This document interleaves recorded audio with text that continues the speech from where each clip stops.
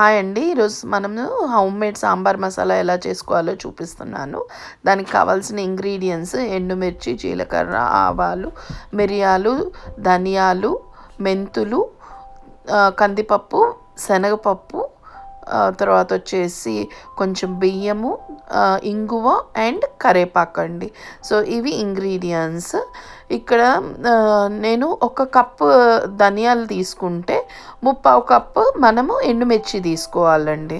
So మిగతా వచ్చేసి కందిపప్పు 2 టేబుల్ స్పూన్స్ అండి, పచ్చెనపప్పు 1 టేబుల్ స్పూన్, తర్వాత అలాగే మిరియాలు వచ్చేసి ఒక టీ స్పూన్, జీలకర్ర 1 టీ స్పూన్, మెంతులు 1 టీ స్పూన్, ఆవాలు వచ్చేసి 1/2 టీ స్పూన్ అండి, ఒక 1/2 టీ స్పూన్ ఇంగువ, తర్వాత వచ్చేసి ఒక గుప్పెడు బియ్యము అండ్ కరివేపాకు అండి.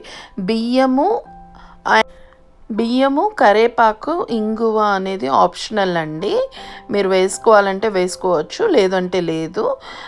ఇంగువ వేస్తే బాగుంటుంది. మీరు ఒకసారి ట్రై చేయండి. సో ఇది నా స్టైల్లో అండి నేను చేసేది. సో మీరు ఒక్కసారి ఇలా చేసి చూడండి. సో అన్ని ఇంగ్రీడియంట్స్ మనము ఒకేసారి వేసుకొని డ్రై రోస్ట్ చేస్తామండి, స్లో ఫ్లేమ్లో డ్రై రోస్ట్.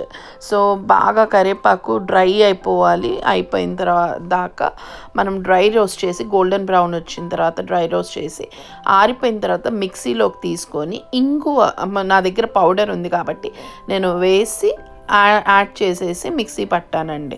మిక్సీ పట్టేటప్పుడే మంచి వాసన వస్తూ ఉంది, అసలు చాలా చాలా బాగుంది, మంచి వాసన. సో ఇది వాసన పోకముందే ఒక ఎయిర్ టైట్ కంటైనర్లోనో ఒక బాటిల్లోనో వేసేసి మీకు ఎప్పుడు కావాలంటే అప్పుడు యూస్ చేసుకోండి. సో ఇది ఒక్కసారి ట్రై చేసి చూడండి. హోమ్ మేడ్ సాంబార్ మసాలా చాలా చాలా చాలా బాగుంటుంది. Thanks for watching my videos. Hope you like it. Thank you.